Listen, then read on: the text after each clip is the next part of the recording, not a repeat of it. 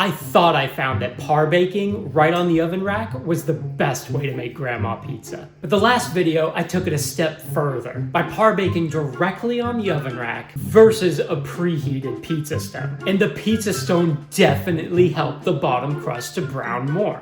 Maybe even a little too much. So I want to continue working with the pizza stone. But now I'm wondering, can we get that good browning but even more control?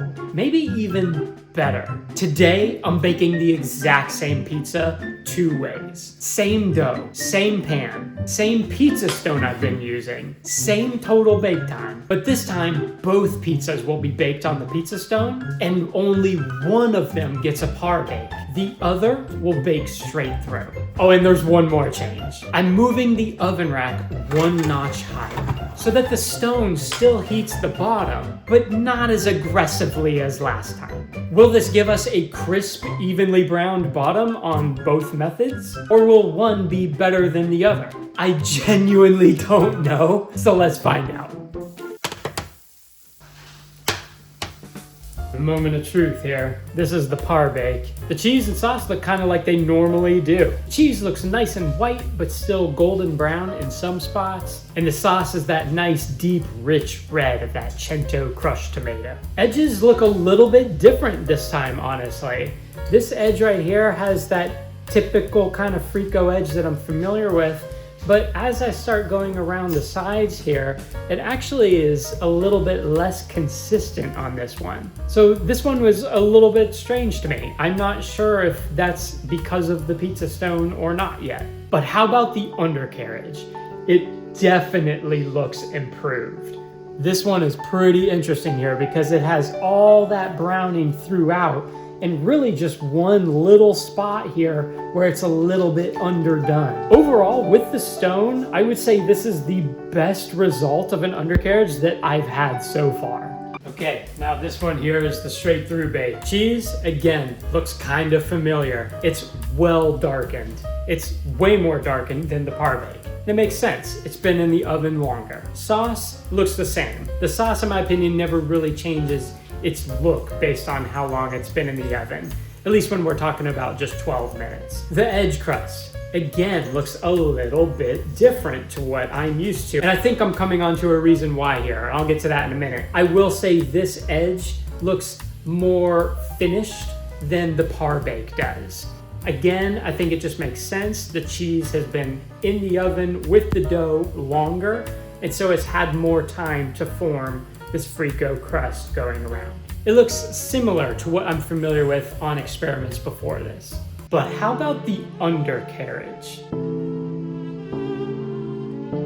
The undercarriage on this pizza looks way different, and not in a good way. It looks really browned up in the middle, which is weird because if you can recall past experiments of mine, I've always had more trouble with the middle of the pizza being less cooked. It looks underdone compared to the edges. We've almost got the opposite problem going on here now. The edges are pretty underdone. Now again, they are done. It's done, but it just doesn't look aesthetically very pleasing. I am genuinely surprised by how the bottom of this one baked pizza came out. All right, so how about when we compare both of them side by side?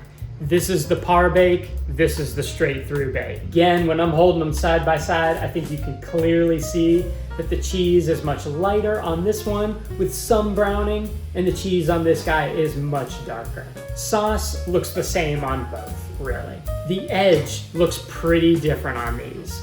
The edge on this side of the par bake came out pretty consistently normal, and it looks about the same on this guy here. But when we start flipping these around, you can see how the edge is inconsistent on the par bake, more of a crispy caramelized edge on the straight through bake. So I'd say that's a win for the straight through bake there. The par bake, you can see it's more crumbly, like it didn't have quite enough time for the cheese to form. So how about the undercarriage? Again, look at the differences. Par bake, straight through bake. No comparison in my opinion. The par bake totally wins this experiment as far as browning of the undercarriage. So how about the taste? The par bake. I'll definitely go for this edge here because I love that crispy, crunchy edge. Nice browning on the bottom.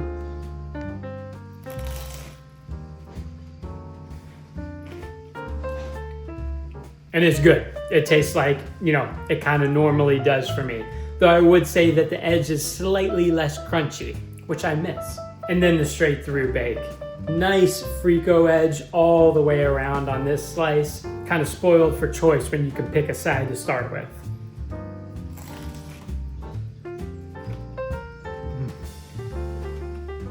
That's still good.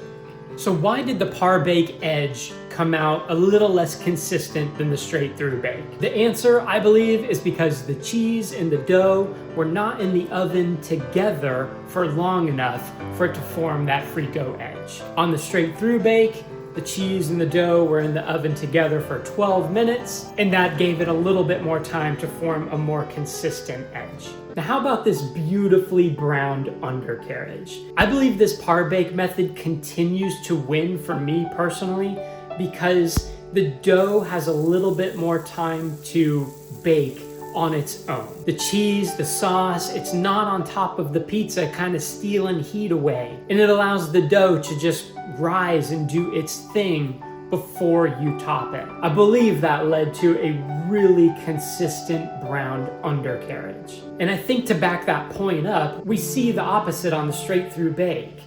The cheese and the sauce were already on this thing. So it kind of steals some heat away from the dough working its magic. And it led to a really crispy middle and less done on the sides. So did moving the oven rack up one notch actually affect the way these pizzas came out?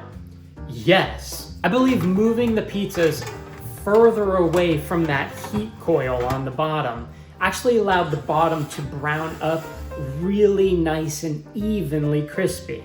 You've seen on some previous experiments of mine where the pizza is right over top of that coil, the very lowest part of the oven, and it can brown up, even start to blacken on some of the edges, especially on a straight through bake. By moving the rack a little bit further away from that heat source and using the pizza stone to hopefully evenly distribute the heat, I do believe we came out with a better result on the par bake. The straight through bake, the undercarriage just doesn't look as good. Now, what would I adjust moving forward? What's after this? Well, I do think I would want to continue with the oven rack up a little bit higher. Again, using that pizza stone on the bottom, still doing 500 degrees, still continuing the par bake. I would par bake for 4 minutes, but I think with all of those variables in play, I would experiment with a longer bake time next. Yes, the cheese might brown up a little bit more than I like, but maybe I can try to use like more of a full fat cheese, mix it in to my low moisture mozzarella. That way, maybe it won't brown quite so much. The reason I want to try that is because it'll help me develop that really beautiful Frico edge that I love. I love working with this little 5x7 mini pan because it allows me to do experiments like this and not use a whole lot of resources to do it. But if you haven't subscribed already, please do, because I am definitely trying to get to that 1,000 subscriber mark so that I can start to monetize these videos, which would help me to do more experiments. That was a really interesting experiment. I genuinely didn't know if the par bake and straight through bake would really make a difference to the undercarriage. To the cheese on top, I figured it definitely would, but man, I'm surprised at how the undercarriage on the par bake just was a winner. That thing looks amazing. What kind of experiment would you guys want to see next with this? Again, I want to mess with having a longer bake time with all the variables that we did today and kind of see, can I get a good balance between the top cheese, the undercarriage, and the crust on the sides. I think that's what I'm loving so much about doing this pizza stuff is it seems so simple to put a pizza together, and I guess it is. But when you really want to get into it and try to fine-tune everything to get it just the way you want, man, it's complex. So thank you guys so much for watching, and I'll talk to you in the next one.